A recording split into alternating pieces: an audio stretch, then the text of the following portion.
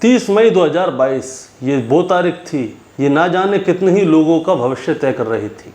दरअसल इस दिन यूपीएससी का 2021 का रिजल्ट आया था। एक छोटी बहन जिसका नाम आरती होता है, वो अपनी बड़ी बहन के पास जाती है, उसका नाम होता है ज्योति। वो उससे पूछती है कि दीदी क्या ये नाम आप ही का है, जिसमें कि 432वीं रैंक आई है। अब बड़ी बहन ने हाँ कर दिया। अब बस हाँ करने की ही देरी थी कि उसने सबसे पहले ये खुशी का इजहार अपनी माँ से जाके किया और उसके बाद अपने पिता से जाके किया। अब जैसे ही ये वाली बात उसके पिता को पता चलती है तो उसके पापा जो हैं वहीं पे रोने लगते हैं, क्योंकि उसके पापा का जो सपना था वो पूरा हो गया।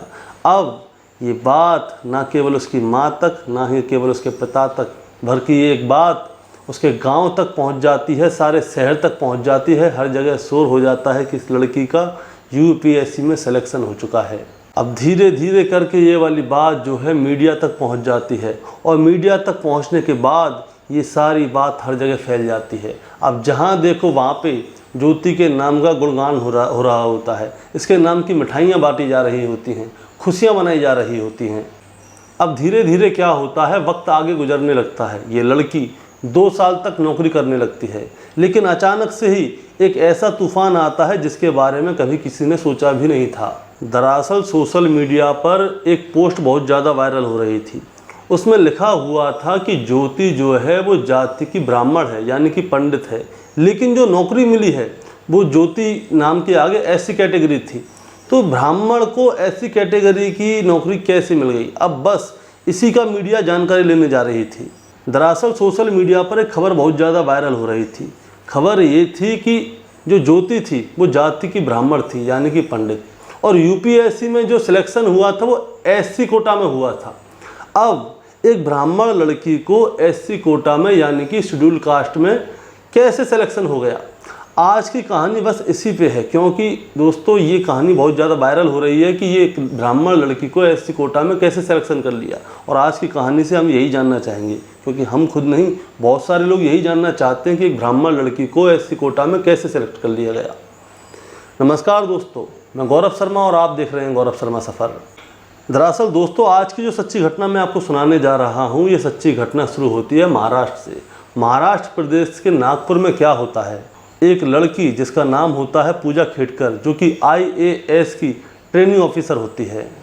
अब जो ट्रेनिंग ऑफिसर जब ट्रेनिंग के लिए जाती है तो वो क्या करती है, वो अपने जो उच्च अधिकारी होते हैं या उसके साथ में जो लोग काम करते हैं या जो उससे नीचे जो बड़े बड़े बाबू होते हैं, उन सब से वो रिक्वायरमेंट करना शुरू कर देती है। यानी कि या तो वो कभी अच्छा घर मांगती थी, या कभी अच्छा ऑफिस मांगती थी, या कभी कभी कहती थी कि मुझे लाल बत्ती की गाड़ी चाहिए। अब जब उसके साथ के उच्च अधिकारी या फिर उसके नीचे जो बड़े बड़े बाबू थे इसकी रिक्वायरमेंट्स को पूरा नहीं कर पाते, तो वो क्या करते हैं, वो उच्च अधिकारियों तक इस बात को पहुंचाते हैं।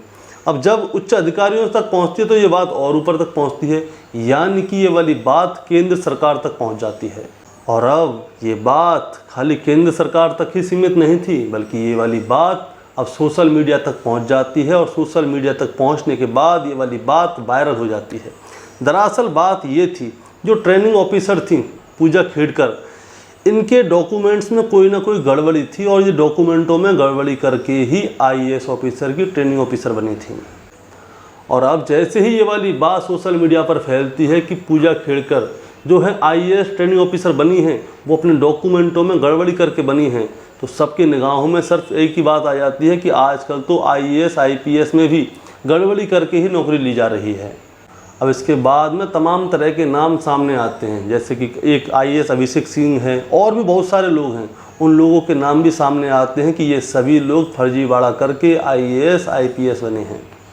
अब ऐसे ही एक नाम सामने आता है ज्योति मिश्रा का, और ज्योति मिश्रा की कहानी जो शुरू होती है वो उत्तर प्रदेश के प्रयागराज से शुरू होती है, जो कि लखनऊ रोड पर ही 45 किलोमीटर की दूरी पर एक जगह लगती है संगबेरपुर, और संगबेरपुर का ही एक गांव लगता है जेकापुर।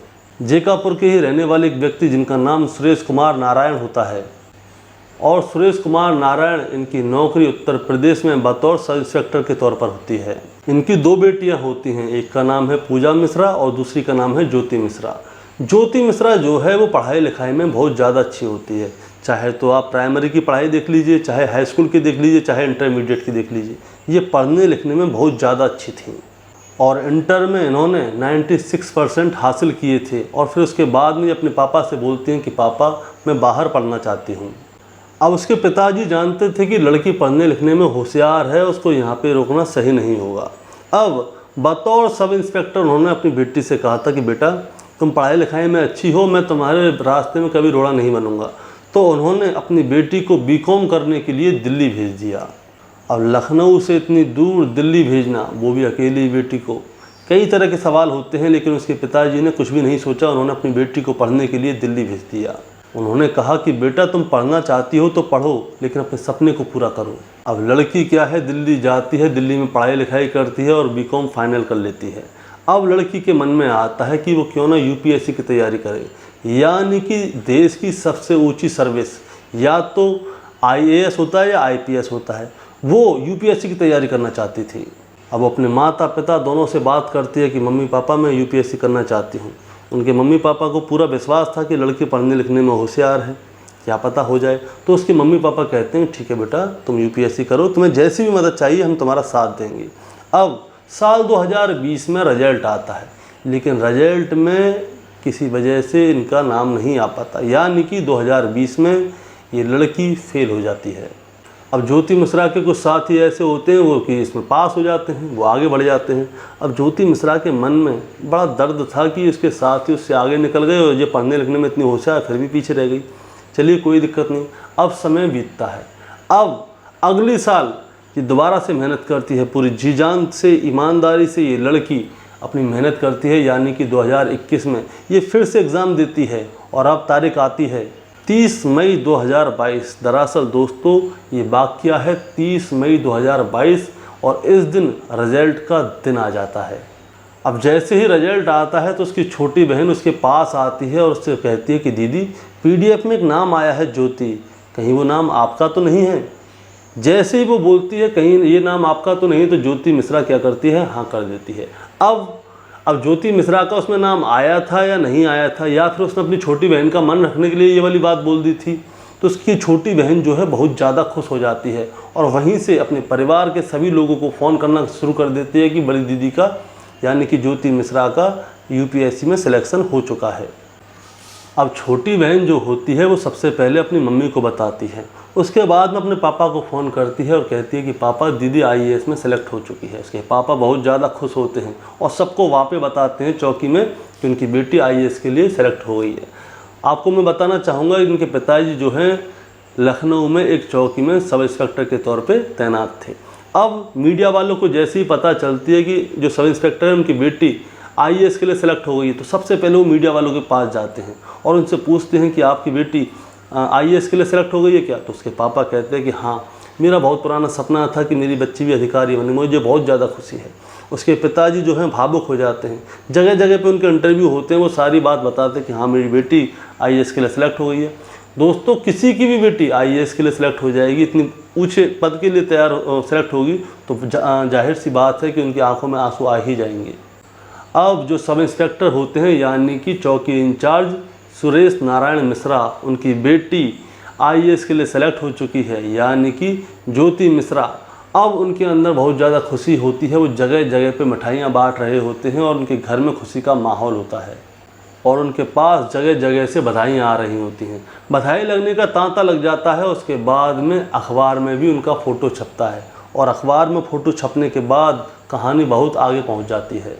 अब जैसे ही अखबार में उनका फ़ोटो छपता है तो अखबार में फ़ोटो छपने के बाद चाहे उनका गांव हो, चाहे उनका शहर हो, चाहे जहाँ तक उनकी जान पहचान हो, उन सभी जगह से उनके लिए बधाइयाँ आती हैं। और अखबार में साफ साफ उनके 432वीं जो रैंक आई थी उसका हवाला दिया जाता है कि ज्योति मिश्रा की जो रैंक है 432वीं आई है और उनका जगह जगह स्वागत होने लगता है। अब दोस्तों 11 जून 2022 की बात है, संगीतपुर में एक जगह होती है जो महाविद्यालय होता है, वहाँ पे इनको बुलाया जाता है, इनके पिताजी को बुलाया जाता है, दोनों बेटियों को बुलाया जाता है। वहाँ पे सांसद, विधायक, बड़े बड़े अधिकारी सब लोग आते हैं और इन लोगों को बाकायदा पुरस्कार दिया जाता है, उनको बधाई दी जाती है कि इनकी बेटी ज्योति मिश्रा का आईएएस के लिए सिलेक्शन हुआ है। अब समय थोड़ा आगे गुजरने लगता है दोस्तों। अब परिवार के लोग जानना चाहते हैं कि इनकी सिलेक्शन कहाँ पे हुआ है, कैसे हुआ है, कहाँ पे भर्ती होगी, तो ज्योति मिश्रा बताती है कि मेरा सिलेक्शन जो है वो IAS के लिए नहीं हुआ है, बल्कि IFS के लिए हुआ है। IFS मतलब इंडियन फॉरेन सर्विस के लिए। इसमें क्या होता है दोस्तों, हमारे देश के जो राजदूत होते हैं वो अलग अलग देश में जाके अपने देश के बारे में, जो वहाँ के लोग हैं उनके देख रेख करते हैं, उनके बारे में सारी जानकारी रखते हैं कि यहाँ का इंडिया का आदमी कौन से देश में क्या कर रहा है, क्या नहीं कर रहा है, उसके साथ कोई घटना तो नहीं हुई। तो वहाँ के जो राजदूत होते हैं वो पूरी जानकारी हमारे देश में देते हैं और उनकी मदद भी करते हैं। अब लड़की 1.5 साल में लगभग एक बार अपने घर आती है। वो बताती है कि उसका जो सिलेक्शन हुआ था वो स्पेन के लिए हुआ था। अब वो स्पेन में ही रहकर काम कर रही है और घर वालों से उसकी बातें थोड़ी कम होती हैं। लेकिन इसी बीच में क्या होता है, पूजा हेड़कर की कहानी सामने आ जाती है और पता चलता है कि पूजा ने जो IAS के लिए सेलेक्ट हुई थी, उसने अपने डॉक्यूमेंटों में गड़बड़ी की है। अब उसने गड़बड़ी की थी तो इसी वजह से सोशल मीडिया पर शोर हो गया कि IAS IPS में तो धांधली हो रही है और धांधली कर के लोग भर्ती हो रहे हैं। अब क्या होता है दोस्तों, अब इधर में ज्योति का भी सिलेक्शन हुआ था तो ज्योति का नाम भी आता है। तो होता क्या है, ज्योति जो है वो जाति की ब्राह्मण होती है, लेकिन जो PDF में नाम लिखा हुआ था ज्योति, उसके सामने लिखा हुआ था SC। अब ज्योति थी ब्राह्मण और जो सिलेक्शन हुआ था वो SC यानी कि शेड्यूल कास्ट की किसी लड़की का हुआ था। अब मीडिया में ये शोर होना शुरू हो जाता है कि ये अगर ज्योति ब्राह्मण है तो इसका सिलेक्शन कैसे हुआ, या फिर किसी ज्योति जो है वो शेड्यूल कास्ट से है तो वो ज्योति कौन है, अब उससे ढूंढा जाता है। अब जैसे ही ज्योति मिश्रा का नाम सोशल मीडिया पर उठने लगा तो ज्योति मिश्रा क्या करती है, ट्विटर हैंडल पे एक लाइन लिख के देती है। वो कहती है कि जिस ज्योति की आप बात कर रहे हो जो कि शेड्यूल कास्ट है, वो हरियाणा के महेंद्रगढ़ की रहने वाली है और मेरा मामला अलग है। मेरा नाम जो आया था वो दूसरे PDF में आया था। और उन्होंने अपने बारे में भी बताना शुरू कर दिया। अब जैसे ही जांच पड़ताल की बात सामने आती है तो मीडिया वाले लोग के पीछे हटने हैं, मीडिया वाले लोगों ने भी उनको तलाशना शुरू कर दिया। अब जैसे ही मीडिया वाले उनके पास जाते हैं, उनसे बात करते हैं, तो वो बताया जा रहा है कि उन्होंने UPSC के फर्जी प्रमाण पत्र जो है वो मीडिया को दिखा दिए और साथ ही लवासना की फर्जी ID भी उनको दिखा दिया। मैं आपको बताना चाहूँगा लवासना में क्या होता है, IAS IPS वाले लोगों की ट्रेनिंग होती है, तो उन्होंने वहाँ की भी फर्जी ID मीडिया वालों को दिखा दी और साथ ही उन्होंने संदिग्ध राजनयिक पासपोर्ट भी तैयार करा लिया। अब उन्होंने ये कहाँ से तैयार कराया है इसके बारे में भी कोई जानकारी नहीं मिली है। और विदेश में नौकरी पाने के लिए उन्होंने गृह मंत्रालय का एक कॉल लेटर भी दिखा दिया कि ये देखो पत्र है, इससे हमें विदेश में नौकरी मिलेगी। और हद तो तब पार हो जाती है दोस्तों, जो ज्योति मिश्रा के पिताजी हैं जो कि सब इंस्पेक्टर हैं सूर्य नारायण मिश्रा, जब उनसे मीडिया वाले लोग पूछताछ कर रहे होते हैं, इंटरव्यू ले रहे होते हैं, तो वो बताते हैं कि मेरी बेटी जो है वो गृह मंत्रालय में जॉब कर रही है। लेकिन दोस्तों जो मीडिया वाले हैं वो भी पीछे नहीं हट रहे, वो पूरी जांच पड़ताल करना ही चाह रहे थे। तो मीडिया वाले क्या होते हैं, ज्योति के पास पहुंचते हैं, अब ज्योति से इंटरव्यू ले रहे होते हैं। अब जैसे ही ज्योति से इंटरव्यू ले रहे होते हैं तो ज्योति जो है उनके सवालों के जवाब सही से नहीं दे पा रही थी। अब वो सही से नहीं दे पा रही थी तो आखिरकार क्या होता है, ज्योति जो है वो टूट जाती है। वो बताती है कि मेरा कोई भी सिलेक्शन नहीं हुआ था, ना ही मैं कहीं स्पेन फ्रांस कहीं पे काम कर रही हूँ। दरअसल एक छोटी सी गलतफहमी की वजह से ये सारा बवंडर फैला है। उसकी बहन उसके पास आती है, वो पूछती है कि क्या आपका नाम है, तो मैं तो ऐसे ही मजाक में हाँ किया था, मुझे क्या मालूम था कि ये शोर सब जगह हो जाएगा।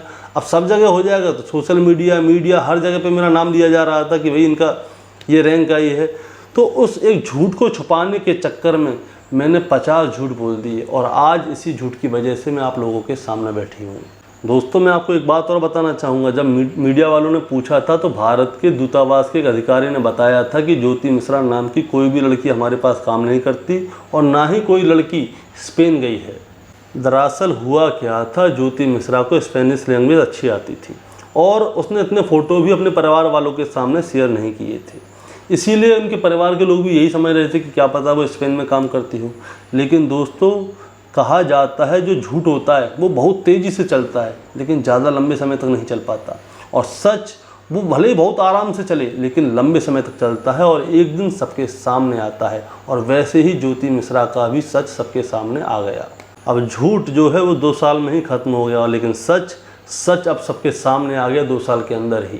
दरअसल ज्योति मिश्रा कैसे सफल हुई थी, क्या हुआ था, क्या नहीं हुआ था, उन्होंने खुद ही सबके सामने ये वाली बातें परोसी थी।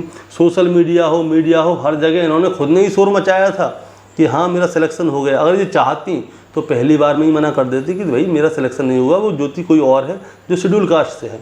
लेकिन इन्होंने क्या किया, सब जगह अपनी वाहवाही लूटने के लिए, अपने परिवार की वाहवाही लूटने के लिए हर जगह झूठ बोला, और झूठ बोलते बोलते उस कगार पर पहुँच गई कि आज उनकी कुछ ज़्यादा ही वाहवाही हो रही है।